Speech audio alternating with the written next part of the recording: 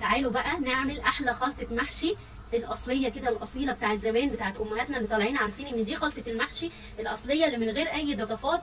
هتعجبكم جدا. وقولوا لي بقى كده، بتحبوا تعملوا المحشي بالبصل والثوم ولا بصل بس؟ انا عن نفسي طالعه بحبه بالبصل بس. يلا بينا نشوف الطريقه. حطيت كده ايه، هنزل كده بالزيت بتاعي على النار. حطيت معايا كده الزيت على النار. انا عملت البصل بتاعي في الكبه، فانتوا عايزين تحبوه تقطعوه كده عادي زي ما تحبوا.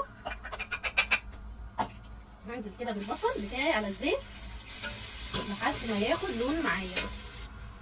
هنا كده البصل بتاعي خد اللون الذهبي زي ما انتم شايفين كده، الدرجه دي.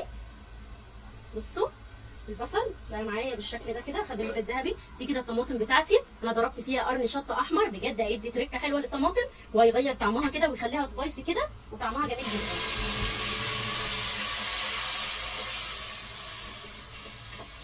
نزلت كده بالطماطم بتاعتي. بعد ما نزلت كده بالطماطم انا هنزل بالملح بس في كده في الاول، هنزل بالملح بس. وطبعا الشطه انا حطيت الشطه الحمراء مع الطماطم، فلما اجي ازود البهار بتاعي، البهارات بتاعتي هبقى ازود الشطه زي ايه، زي ما احب كده، وزي ما انتوا كمان تحبوا تزودوا الشطه، فدي ايه اختياري. وهقلب كده الملح كده في الخلطه دي واسيبها لحد ما تتسبك معايا خالص. بعد ما الخلطه كده اتسبكت وبقت بالشكل ده كده، شايفين الحمار؟ بصوا بجد من غير اي حاجه، انا كده سبتها اتسبكت بس كده بالملح من غير اي حاجه. هظبط طبعا الشطه بتاعتي، وكمان عندي الكمون، وكمان هظبط الملح، وكمان كزبره ناشفه، كمان فلفل اسود. الفلفل الاسود ده انا حاطه عليه يعني حاجه بسيطه من القرفه وحاجه بسيطه من ورق اللورا، كل ده متحمص ومعمول في الكبه على بعض. بس كده بقى معايا الخلطه القمر دي بكل الحاجات اللي حطيتها دي من غير اي اضافات تانية. هو بيتضاف له عشان يبقى كده ايه الطعم بتاع زمان كده الاصلي. كمون، كزبره ناشفه، فلفل اسود، ملح وشطه، وشكرا. هو بيكون طعمه زي العسل بكل البهارات دي من غير اي اضافات تانية، وهيبقى طعمه زي العسل. كمان معايا الخضره بتاعته كزبره وشبت بس، مش بحط بقدونس، انا بعملها بكزبره وشبت بس. بقطعهم بالشكل ده كده وبنزل على الصلصه بتاعتي بالشكل ده كده، وبقلب كل الجمال ده كده. طبعا ايه ظبطت الملح والبهارات بتاعتي وغسلت الرز بتاعي وايه، وبقى معايا الخلطه بالجمال اللي انتوا شايفينه ده. هنزل عليها طبعا بالرز بتاعي وهقلبه كده بالشكل ده. قلبت كده كل الرز في الخلطه القمر دي.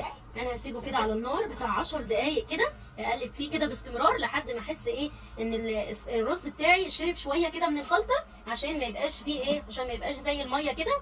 فايه هسيبه كده لحد ما يمسك نفسه شويه كده على النار مع التقليب كده باستمرار، وهوري لكم هيبقى عامل ازاي. كده بعد ما سبتها كده الرز شرب كده من الصلصه القمر دي، بقى معايا كده بالشكل ده. بصوا شرب من الخلطه وبقى جميل معايا بالشكل ده كده بجد. وعشان اقول لك بقى ما تخسريش ورق كتير من الورق الكروم، انا بحب استخدم كده مقص، وبجيب الورق بتاعي معايا بالشكل ده. بصوا يا جماعه الورق بجد قمر، ما فيهوش اي تكتلات ومفرود كده. بصوا وش الورق الشفاف ده اللي بيبقى جميل وبيبقى كده بلدي وحلو. بصوا بمسك كده الورقه كده بالشكل ده كده معايا، وبروح شايله العصايه دي كده من فوق بالشكل ده كده. فضلت معايا الورقه كده انا بعملها كده ماشي، بروح اسمها كده الاجزاء بالشكل ده كده كده كده اهو. طلعت معايا 4 اجزاء زي ما انتم شايفين بالشكل ده كده، وما خسرتش اي حاجه من الورقه غير الحته دي، وكملت باقي الورقه بالشكل ده زي ما انتم شايفين بالطريقه دي كده. مش هخسر حاجه من الورق، وهكذا كل الورق برده هعمله بالشكل اللي انتم شايفينه ده. طبعا بقى ايه وانا بعمل، انا هقسم الورقه على قد ما انا هعمل الصابع. لو بتحبوا الصابع يكون صغير، انا هقسم الورق كده بالشكل ده كده وهرصه يبقى كده. بصوا يا جماعه اهو كده بالطريقه دي، انا مش هخسر حاجه من الورق وهيجمع معايا، مش هطلع منه حاجه. وهعمل كل الكميه اللي معايا دي كده عشان لما اجي الف يبقى سهل معايا، الورق يكون جاهز على اللف على طول. مش هعمل الخلطه واقعد اقطع وبعد كده اللي هقطعه الفه، انا كده هتعب نفسي. انا بالشكل ده كده هعمل كل الورق معايا، وبعد كده هعمل الخلطه بتاعتي واقعد الف ويكون جاهز معايا الورق ومتقطع وجاهز معايا. وبقت معايا الخلطه بالشكل القمر ده بصوا التفاصيل بجد عظمه. دي الطريقه دي بتاعت زمان كده اللي طالعين عارفينها ومتربيين عليها، بالبصل بس ومن غير اي بهارات غير اللي قلت لكم عليها، الملح والشطه والكمون والفلفل الاسود. وكمان تركه بتاع نضرب كده قرن شطه كده في الخلاط مع الطماطم، هيديه طعم حلو كده ويخليه سبايسي كده وجميل. بصوا بجد عظمه، الطماطم كتيره والخضره، وده طبعا بيزود كده من طعم الرز كده الحلاوه والتسكيره، واللي يكون قمر كده وعسل. نروح بقى المعركه بتاعتنا بتاعت اللف كده ونوريكم في الاخر.